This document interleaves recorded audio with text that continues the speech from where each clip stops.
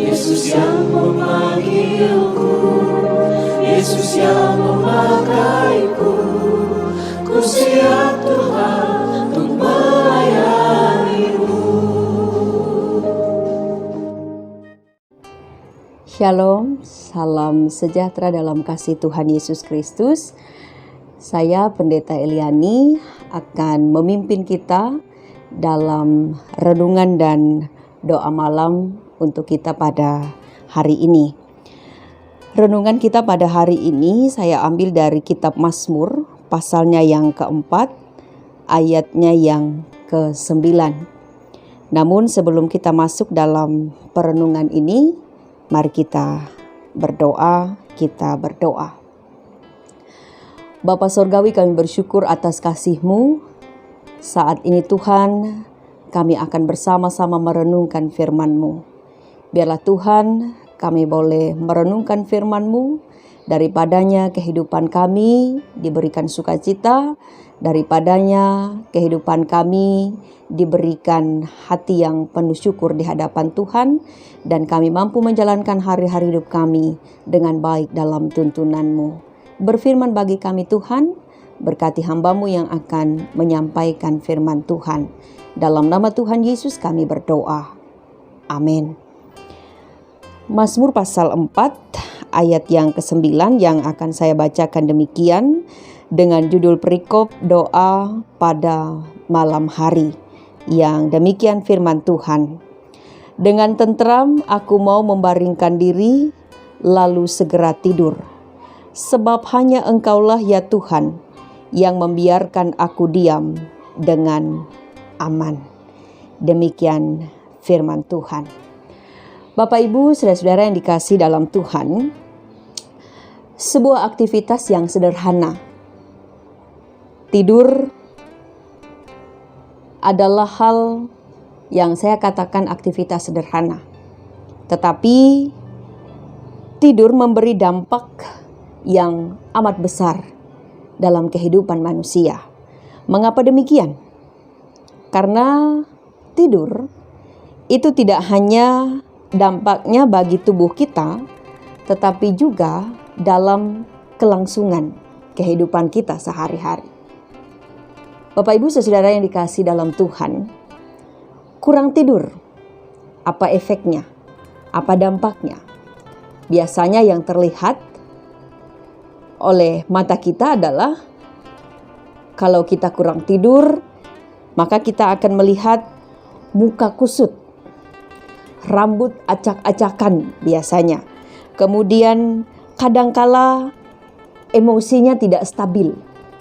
Nah, kalau sudah demikian yang terjadi, maka pada esok harinya ketika ingin bekerja, pasti hal-hal itu mengganggu kinerja aktivitas seseorang dalam satu hari itu.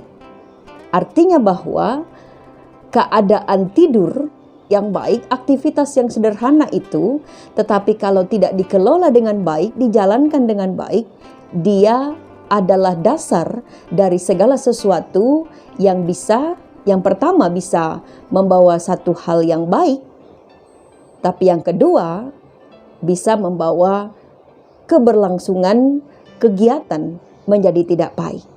Jadi Bapak Ibu saudara yang dikasihi berkati oleh Tuhan kita Yesus Kristus, saya katakan bahwa tidur itu sederhana. Tetapi kalau kita salah mengelola tidur kita, tidak menjadikan tidur itu berkualitas, maka saya katakan tadi dampaknya yang akan membawa satu hal yang tidak baik dalam keseharian hidup.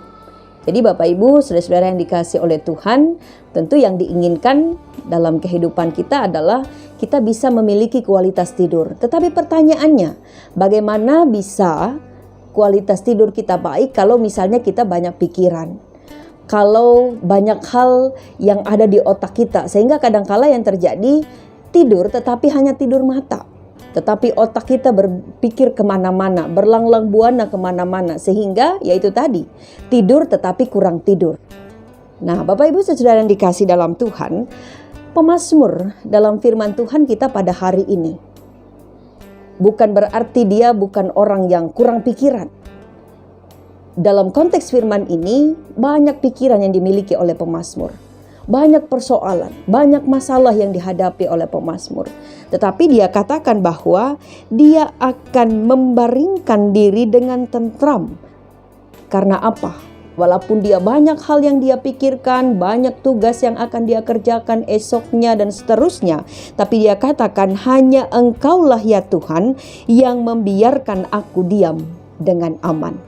Jadi salah satu kunci atau satu-satunya kunci supaya kita memiliki kualitas tidur yang baik adalah ketika kita mampu menyerahkan diri kita, hati kita dalam penjagaan dan tuntunan Tuhan.